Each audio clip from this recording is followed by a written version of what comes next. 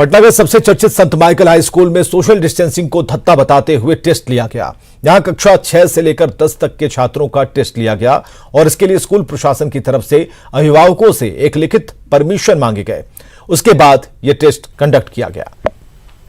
पटना के एक चर्चित स्कूल जिसका नाम संत माइकल हाई स्कूल है, उसने आज टेस्ट ऑर्गेनाइज किया। हमारे साथ एक गार्जियन हैं, इनसे जानते हैं कि किस तरह का ये टेस्ट था और कैसे टेस्ट लिया गया। जो छोटे बच्चे प्रमोशन नहीं ले पाए थे वो 6 से लेकर और 9 तक के बच्चों का ऑनलाइन टेस्ट लिया गया है स्कूल में बुलाकर। ये 2-3 दिन से चल रहा है। अच्छा, तो आप लोगों ने इसका विरोध किया, इसका कोई कंप्लेन किया? देखिए, सबके बच्चे पढ़ते हैं और कोई ये टेंशन लेना नहीं चाहता है कि मेरे बच्चे वहाँ पढ़ते हैं तो हम अगर स्कूल के खिलाफ जाके कुछ बोलेंगे तो कल को वो प्रमोशन रोक देंगे उनका, या उनको किसी भी तरह से परेशान करेंगे, उनको किसी तरह से प्रताड़ित करेंगे।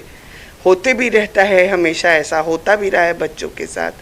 तो इसलिए कोई पेरेंट ऐसा करना नहीं चाहता है। ना चाहते हुए भी जो हॉटस्पॉट एरियाज़ हैं वहाँ से बच्चे गए हैं एग्ज़ाम देने, जिनको कि पूरा सील किया हुआ है, वहाँ के बच्चे गए हैं एग्ज़ाम देने के लिए। तो ये तो बच्चों की ज़िंदगी से खेलने वाली बात है। केंद्र सरकार और राज्य सरकार ने हर तरह के बोर्ड को ये निर्देश दिया है कि किसी भी तरह से कॉलेज और स्कूल नहीं खुलेंगे, लेकिन पटना का संत माइकल स्कूल टेस्ट ले रहा है, वो भी पहले गार्जियन से इस बात का लिखित एक कागज़ ले रहा है, लिखित प्रमाण पत्र ले रहा है कि आप टेस्ट में आने की अनुमति दे रहे हैं। उसके बाद ये टेस्ट लिया जा रहा है। यानी कि पूरी तरह से स्कूल प्रशासन अपने आप को बचाने की पूरी कोशिश कर रहा है। लेकिन क्या स्कूल प्रशासन इस बात की गारंटी लेगा कि जो बच्चे जुटेंगे उसमें कोरोना संक्रमित नहीं होंगे? कैमसन राजेश के साथ रिजम पांडे, न्यूज़ 18 पटना।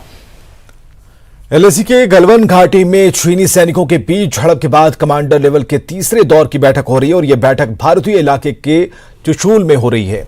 इससे पहले कोर कमांडर स्तर पर 2 बैठकें 6 जून और 22 जून को चीनी इलाके के मेल्डो में हुई थी।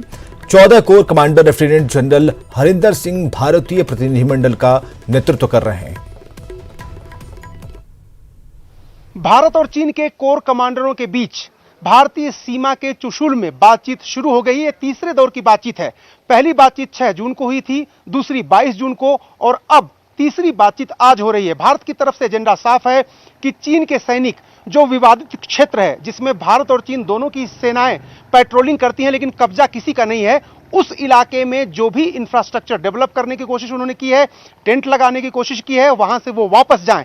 यानी 4 मई से पहले जिस क्षेत्र में जो जहां था उसी पोजीशन पर रहे, यानी स्टेटस को मेंटेन हो। चीन की पोस्ट जहां तक थी, यानी जो जमीन चीन के कब्जे में थी वहां तक चीन रहे। हिंदुस्तान की जमीन जहां तक हमारे कब्जे में थी, हमारे सैनिकों के पास थी, वहां तक हम रहे। जो इलाका विवादित है उस पर बातचीत चल रही है, उस पर बातचीत चलती रहेगी, लेकिन कोई भी सेना अपनी एक्चुअल जगह के आगे नहीं जाए। हिंदुस्तान की तरफ से भी यह कोशिश पहले भी की गई थी कि चीन जो लाइन ऑफ एक्चुअल कंट्रोल है, जो हमारी परसेप्शन है उसके उधर वो रहे, हम इधर रहें। लेकिन चीन ने कुछ जगहों पर अतिक्रमण करने की कोशिश की और गलवान में जब उसने ऐसी ही कोशिश की थी तो वहां पर भारतीय और चीनी सैनिकों के बीच संघर्ष हुआ था। भारत के 20 जवान शहीद हुए थे और चीन की तरफ से भी 40 से ज्यादा सैनिकों की जान गई थी। अब कोशिश दोनों तरफ से फिर हो रही है। 22 जून को जो बातचीत हुई थी कोर कमांडर लेवल की, उसमें 11 घंटे की बातचीत हुई थी।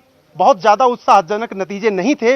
उम्मीद की जाती है कि आज की बातचीत के बाद दोनों देश डिसएंगेजमेंट यानी सैनिकों को पीछे हटाने की प्रक्रिया पर आगे बढ़ेंगे और साथ ही साथ भारत की जो मांग है कि चीन जो बहुत हैवी जमावड़ा उसने सीमा पर कर दिया है, चाहे वो टैंक की बात करो, चाहे वो तोपों की बात करो, फाइटर जेट्स की बात करें, हमने भी तैयारी की है अपनी जवाब देने के लिए किसी भी तरह की हिमाकत अगर वो करेगा तो। लेकिन भारत ये चाहता है कि वो अपनी सेना को पीछे करे, संख्या में कटौती करे, तब हम भी ऐसा करेंगे।